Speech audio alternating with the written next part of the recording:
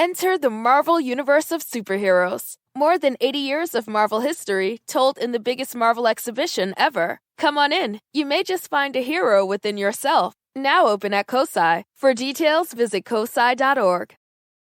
Waiting for this light to turn green. I'm headed to work for a boss so mean. I'm gonna be late. She's gonna be... There are some things we should do alone, like sing in your car. If this light doesn't turn, I'm gonna scream. But when you gamble, you should always do it with others, because gambling with friends helps keep things in check. So go to keepitfunohio.com for more tips like this. Keep it fun, keep it social, but your singing? Maybe keep that to yourself. Hello there, welcome back. My name is Stephanie Safarian, and you're listening to episode 274 of Sustainable Minimalists, a twice-weekly show about intentional and eco-minimalist living. On today's show, we are diving deep into the future of plant-based fashion. How often do you look at the tag on the inside of your clothes? Do you know what your favorite go-to garments are made of? And when you're shopping, are you regularly in the habit of prioritizing natural fibers when you go to buy something new? My guest today argues that the fashion industry is in a transitional period as it moves away from its heavy prioritization of synthetics. By the way, synthetics mean fossil fuels-based plastics. So the fashion industry is moving away from prioritizing synthetics, and it is moving towards harnessing the power of plants. I'm talking weeds, I'm talking seaweed, I'm talking algae and pineapple and everything in between. And the reason for this transition is actually quite simple. Synthetics just aren't sustainable. My guest today is Alyssa Couture. She is an author and the founder of the Healthy Fashion Campaign. Alyssa understands that plant-based fashion on the large scale is better for the planet, of course, but she also argues that wearing plants instead of fossil fuels is better for us as well. Alyssa, I'm so thrilled to talk to you. How are you? I'm good, thank you. How are you, Stephanie? I'm great. Why don't we start our conversation today by you telling us who you are, what you do, and how you found yourself interested in what you call healthy fashion. So Healthy Fashion Campaign is really all about fashion for the mind, body, and spirit. And I talk a lot about fashion for health and healing. And most specifically, I do address a plant-based fashion as the future of fashion. A big passion of mine is fashion that is healing and therapeutic for the body. And I find that plants can contribute to that and be an important part of our journey. Just so all my listeners are on the same page, when you talk about plant-based fabrics, I think we all know cotton is king, right? But some of my listeners may be hard-pressed to name some other fibers that evolved from plants. So tell us, first of all, what are some other great plant-based fiber examples, and how has the plant-based clothing movement, or healthy fashion movement, as you call it, how has all of that evolved in the last few decades? Oh, these are some great questions. And I'll give you some examples of some fabrics that are in minor or moderate phase of production. And that is hemp fabric, rami fabric, nettle fabric, bamboo fabric, linen, which is quite popular. And then we have lyocell tencel. And there's a few others like cactus fiber. They're using aloe and different types of cellulose from cactus skin. There's also the pina fabric from the pineapple tree. So we have an assortment of different types of plant-based fabrics that we can choose from. Right now, we have a surge of synthetics, which has taken over the industry in a very crazy way. About 90% of textiles is synthetic. And back in the 1930s, there's the major chemical giants, Monsanto, Bayer, DuPont. they made the synthetic fabric textile boom in the Industrial Revolution in the 30s. So we're basing on the cheapness of how we can produce synthetics, and the labor is less intensive due to the technology that they have in order to produce these synthetics and these plastic materials into fibers. So with this crazy invention of plastics in the 1930s and the rise of the Industrial Revolution, polyester and plastics really took over.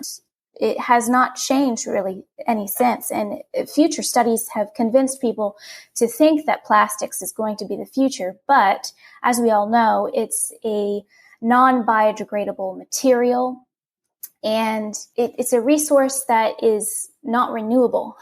So we're creating a sort of a dilemma here with our reliance on polyester fabrics. And a plant-based fashion is not that common right now.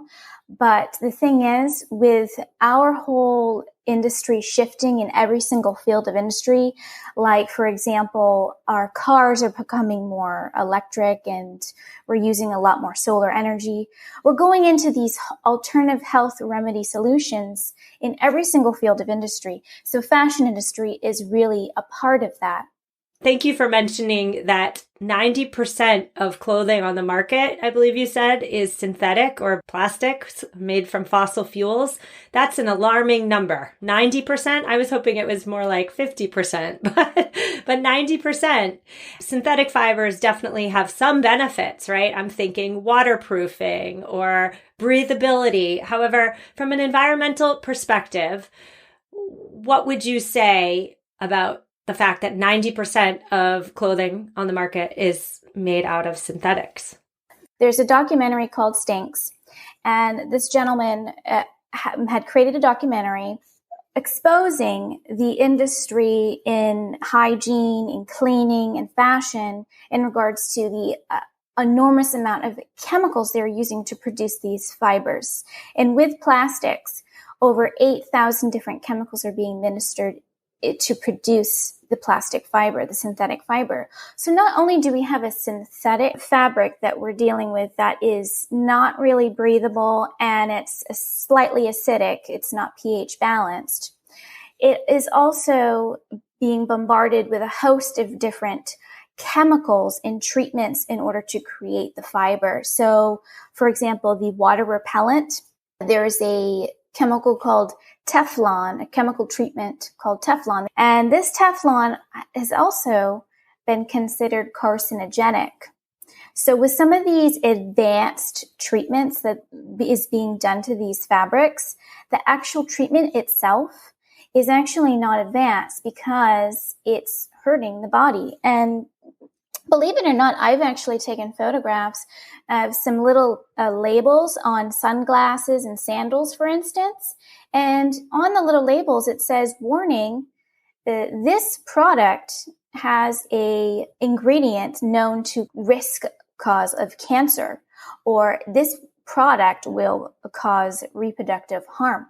So we're finding that it is actually being thrown in our faces. Some of the things that we're wearing are potentially considered carcinogenic.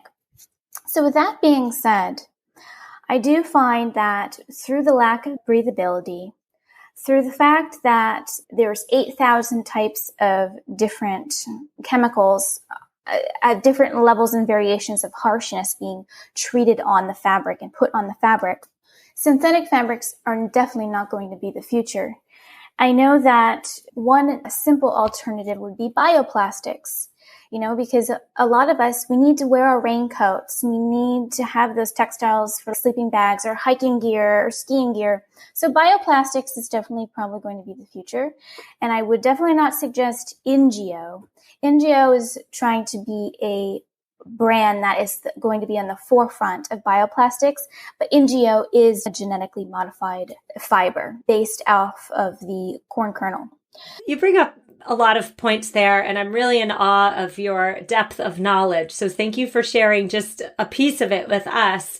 But you mentioned Teflon there, and you mentioned how Maybe we don't want that touching our skin for 8-ish plus hours a day. If we're not going to cook our morning egg, let's say, in our Teflon pan because we're concerned about Teflon exposure to these very harmful, very research-backed harmful chemicals, maybe we don't also want that chemical on our skin. But then you also mentioned too how perhaps with the corn kernels, they're GMO corn kernels. And I know GMO cotton is quite popular, even though plant-based fibers, natural fibers, whatever we're going to call them, certainly don't come from fossil fuels. Oftentimes there's a lot of not so healthy additives added in. GMO cotton, all the chemicals used to create semi-synthetics, especially with regard to bamboo.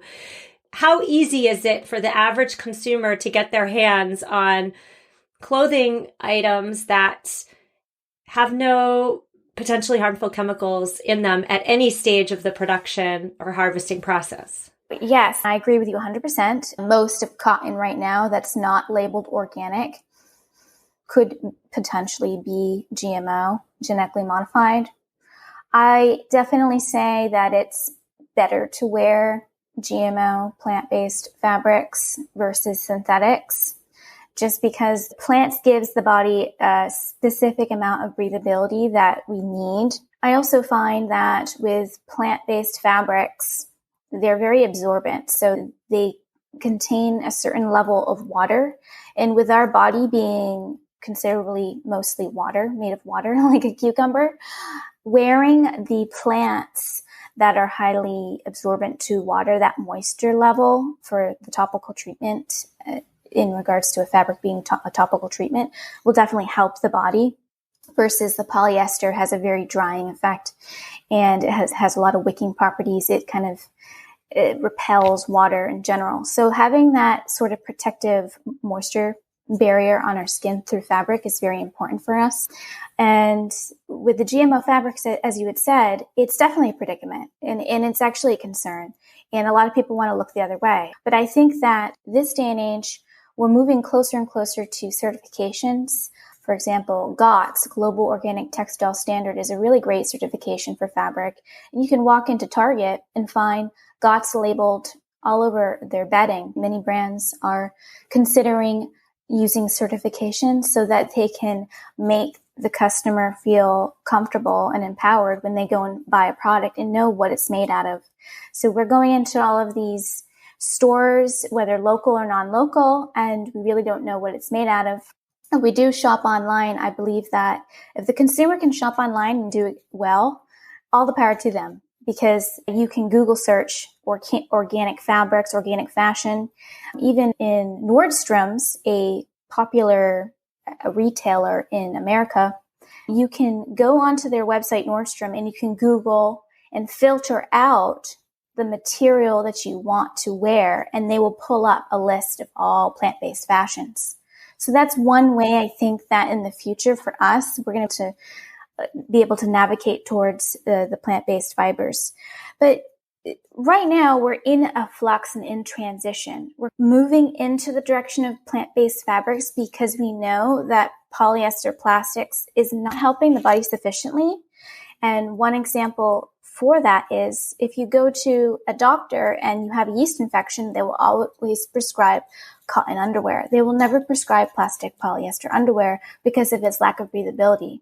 So plant-based is not just for the environment, but for the health of our body.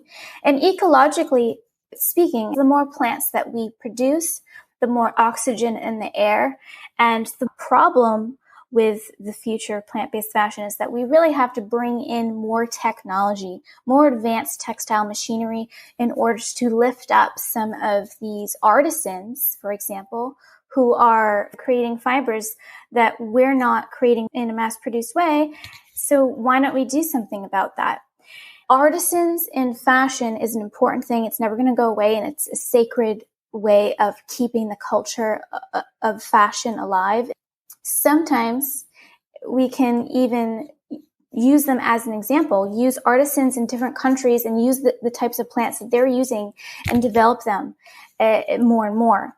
For instance, the lotus fiber. There's a gentleman that's producing fabrics from the stem of the lotus, but they're using traditional aspects of creating the lotus fiber, and it could take about 45 hours to make 1 yard of fabric.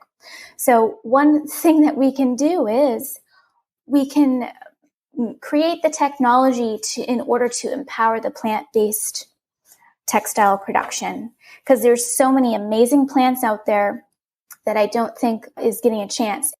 I'm going to ask you more about the how-to. What are the first couple steps that those of us listening right now can follow to prioritize plant-based fibers in our purchases going forward? We're going to get into that after a quick word from today's sponsor. It's not summer in my backyard without a glass of rosé in my hand. And that's because every day is the perfect day for celebrating. I'm over here celebrating great weather. I'm celebrating the end to a successful school year. And most importantly, I'm celebrating the fact that in 2022, I can get my favorite bottle of wine, as well as beer and spirits, delivered from Drizzly without ever leaving my Adirondack chair. Life is good. Drizzly is the #1 app for alcohol delivery, and that's because they let you shop across stores, so you get the best deal on exactly what you're looking for. Just download the Drizzly app or head to drizzly.com, and right now, new customers can get $5 off their first order with promo code FAST5 at checkout. That's DRIZLY with promo code FAST5 at checkout. And we are back. We are talking about the evolution of plant-based fashion. Alyssa, before the break, you mentioned how clothes from the lotus blossom flower need to be individually fused with chemicals in a test tube to make a yard of fabric. I'm really paraphrasing that, but your point was that it was a very time and labor intensive process to create a wearable fabric out of a lotus flower. So that brings me to my biggest question of the day, which is, in your opinion, is it actually possible to clothe 7 billion people, so the world, in plants? That's a great question. And I address in my book and in my work that it is possible, but there's definitely some changes involved. And part of that is we have to change fast fashion. It is possible when we downsize, when we recognize that fast fashion is never going to feed us emotionally, spiritually, energetically, and also through biodegradation. When we wear more plants, we can actually burn more fabrics more successfully, and it's not going to hurt and destroy the earth. Technically, the textile industry needs to bring in different types of plants in different types of climates and nature landscapes. So we have the desert, we have the ocean, we have the farm, we have the wilderness. And through even agricultural waste and food industry waste, I know that coconut shell is a perfect opportunity to produce buttons and whatnot. But in regards to some of the materials, like cork is a very wide-versed material that can also be used in fashion as well. So taking in the direction of using multiple different naturescapes and making permaculture-based textile farms for textile industry is very important. And algae in the ocean, seaweed fabric is definitely going to be a big one. It's happening right now. They're doing a lot of the seaweed-based textile dyes, but the material itself is really luxurious. It's going to be a perfect way to introduce more and more seaweed into our lives, because right now in Europe, they're producing a tensile lyocell treated with a seaweed powder. And that seaweed powder is a cosmetic-induced fabric because the seaweed is administered through the skin into the bloodstream, and if you wear it. But the cosmetic fabric is definitely going to be a key trend for the future for us. And there's also a level of creating fabrics that can be just more dissolvable. It's not going to hurt the environment. So we could produce even more at a quicker rate too, depending on the technology. But taking into consideration that South Americans used 550 different types of plants to produce their textiles, we can move into that direction. And I know that wild weeds is a great type of plant to tap into. There's all types of invasive wild weeds. And one textile industry is developing fibers out of the kudzu root from Japan. And the kudzu root is an incredibly invasive weed in Japan. So they're using this plant, the stem of the kudzu, the root and stem of the kudzu, and turning into the cellulose fibers. Another one in North America, there's the cattail plant. And inside the cattail plant is a nice fluff cotton. And this fluff is great insulation for shoes, for hiking boots, or for jackets and coats. These wild invasive plants could easily be developed in more and more. And also, because they're wild and invasive, could be a perfect way of using these weeds that are already, thriving in the wilderness and on land. I've been hosting this show for 4 years now, and I feel as though you're saying what an awful lot of my guests say, which is essentially that the current way of doing things is not sustainable, and that we then therefore are in the midst of a radical shift, a radical change. I had Marcy Zaroff on, and she was talking about that with fashion. And then most recently, I had Roanne Van Verst on. She said, we are going to a plant-based diet worldwide, whether we want to or not. And I hear you saying the same thing too. The way that we're doing things in fashion right now, it's not sustainable. There's really no other way to put it. So what, in your view, are some ways that my listeners can help push this transition to plant-based fabrics, plant-based fibers becoming more mainstream? How can we as listeners make that transition happen quicker? And what should we be looking for when we're shopping? I know perhaps some listeners, most of my listeners, I must say, you guys are on the ball, but some of you just tuning in, you have no idea that you could make fabric or dye out of pineapple or algae. You might be thinking to yourself, holy moly, what do I do? So what are some first steps in your opinion? So that's a really great question. And with my work as a healthy fashion practitioner, we can all be healthy fashion practitioners in our own life because we have our own wardrobe. So if we choose ergonomic designs and ergonomic fashion, the demand for comfortable fashion that is therapeutic, plant-based is going to become the demand, because what we buy is really what's going to be generating into the population. Some people say, it's just me and my wardrobe. How am I affecting the planet? Well, actually, we don't have to underestimate our power. So your choices do matter, and your choices are much more powerful than what we actually potentially believe. I know personally speaking, I didn't really come across as always feeling powerful in this planet, but we very much are.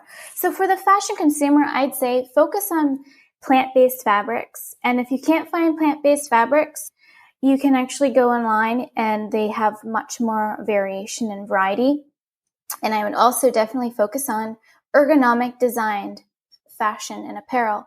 Fashion that will treat your body in a very medicinal, spa-like, therapeutic way. Fast fashion is going to be alleviated when we focus on plant-based fibers and plant-based fashion. And when we focus on a more minimal wardrobe right now, because I have more plant-based fabrics in my wardrobe, it's definitely more minimal.